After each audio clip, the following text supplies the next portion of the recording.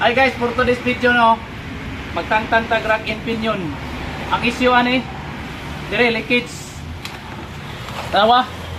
Ilan na lang ning gitubilan o kuan? Kani diri nga side out nami. Ari diri na mag-leaking ni. Labi na diri sa rubber bolts niya, ari. Ari banda oh. Tapos diri dito nga side ayan, pag may tagas na yan, malakas sa kumain ng steering fluid yung ano. Ito guys, oh, i-ano natin, no. Ayan, oh. Galing to sa Davao, shout out kay galing ba to kay Luel? Luel yata to. Ayan. Ito yung isang set, ipapalit natin dito kasi kung bibili tayo ng buo, mahal to kasi nasa 20 yata, 20,000 mahigit. Ayan. Repair kit na lang ipalitan natin. Ayan. Para maka-save si customer, si client natin. Para ito pala dito sa Hilux, i-restore kasi ni Vice yung ano niya, yung sasakyan niya.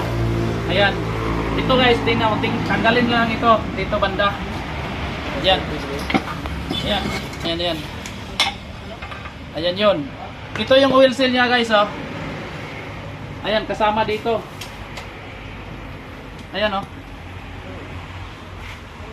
Huwag kang tawa-tawa dyan, Bo, kasi hindi ka marunong magtagalog. Ayan, oh, ayan. Ito yung una nating papalitan. Yung lips niya makapal na, kasing kapal ng lips nito.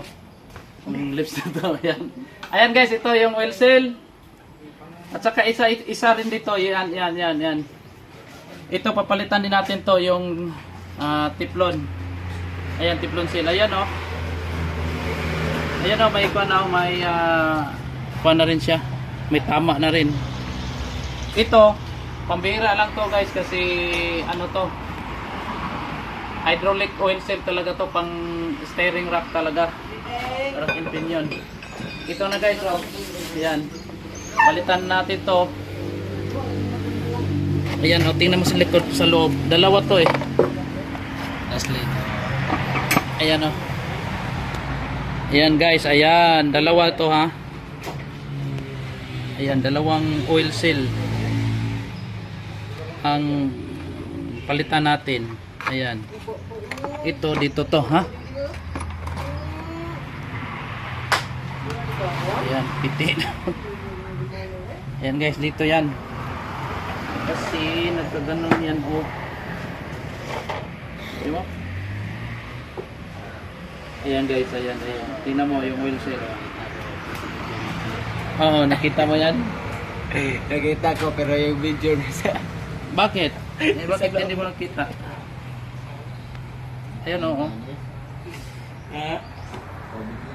Ayan. Ayan guys, okay.